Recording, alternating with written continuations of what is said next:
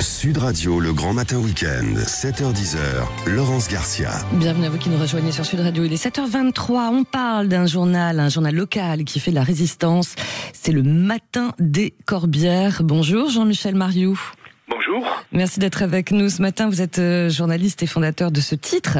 Alors c'est à la fois une association, un journal trimestriel sous forme papier ou numérique. C'est aussi un site internet pour développer, vous allez nous en parler, entre autres votre village de La Grasse dans l'Aude. En quoi c'est un journal local, mais pas seulement? Je parlais de journal de résistance. Est-ce que ça vous va? Oui, ça me va parfaitement. C'est un journal local d'abord parce que ça parle du bistrot qui change de patron, ça parle du quartier qu'on est en train de construire, mais c'est aussi un journal qui lève un peu la tête parce que ce qui nous entoure à nous, c'est un pays qui change profondément. Et pour prendre un seul exemple, il y a dans l'Aude 3 députés. Ben aujourd'hui, c'est 3 députés du Rassemblement national. Et ça nous semble devoir un peu se pencher sur cette question-là et réfléchir à l'avenir de ce pays. Après, il y a aussi un sentiment très paradoxal que j'ai ce matin quand je vous parle des Corbières et de La Grasse, c'est que ce pays pour lequel on a pensé ce projet de journal, pour l'illustrer, pour le défendre, ce pays en fait il n'existe plus aujourd'hui. Parce que il y a des villages qui sont là, qui ressemblent à peu près à ceux d'avant, mais le feu qui a ravagé ce coin à partir du 5 août, ce feu a détruit bien plus que 17 000 hectares, que des maisons, des vignes. Il a aussi ravagé un imaginaire partagé qui, depuis des décennies, tenait encore ce pays debout. Alors c'est bizarre, parce que on a créé ce journal pour défendre un pays, et aujourd'hui on est obligé de se dire que on va faire ce journal pour aider à le reconstruire, quoi. Ouais, j'imagine. Vous avez été vous-même impacté là où vous êtes, du côté de La Grasse? Le village est une des frontières du feu. C'est-à-dire que, en gros, La Grasse, c'est dans un petit vallon et qui est dominé par une barre rocheuse. Et la barre rocheuse a arrêté le feu. C'est-à-dire que toute la soirée, on a vu les flammes immenses qui étaient au-dessus sur la garrigue, et la barre rocheuse et les pompiers, qui ont été assez incroyables, ont réussi à faire en sorte que le feu n'est pas descendu dans le village, quoi. Mais après, de l'autre côté, il y a le village de Ribote qui est touché. Enfin, après, c'est une catastrophe, quoi. Ouais. Vous parliez de Jean-Michel Mariou, d'un journal qui lève la tête. Le débat citoyen, plus que jamais utile et nécessaire. Ça répond aussi à ça, ce titre-là. Est-ce que ça répond aussi à une demande de la part des villageois?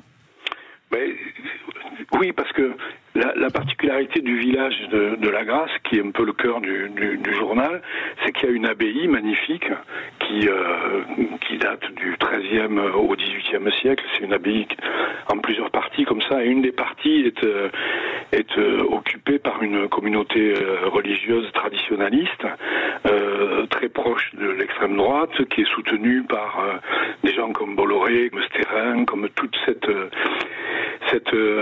écosystème-là maintenant qui se développe et qui essaie de prendre des territoires.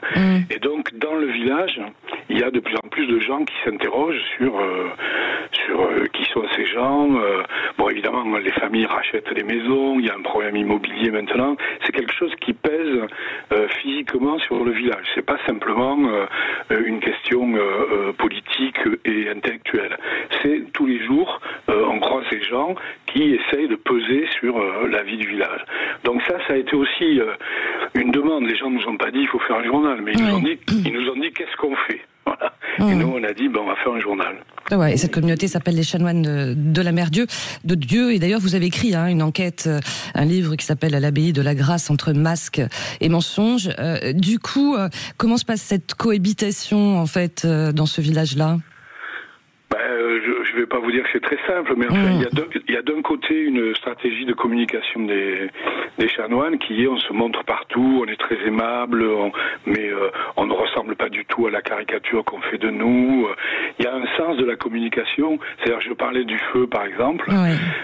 Eux, ils ont dans la semaine du feu, ils ont fait de la com. c'est-à-dire dans Valeurs Actuelles, vous avez une page entière, une photo où on voit le feu derrière l'abbaye avec les chanoines qui regardent.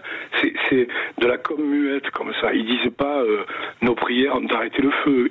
Ils produisent des images fortes comme ça et petit à petit dans tous les médias qui les suivent, le Figaro, tout ça, ils ont une présence et nous on court après quoi. En gros, c'est ça qui est pas très agréable.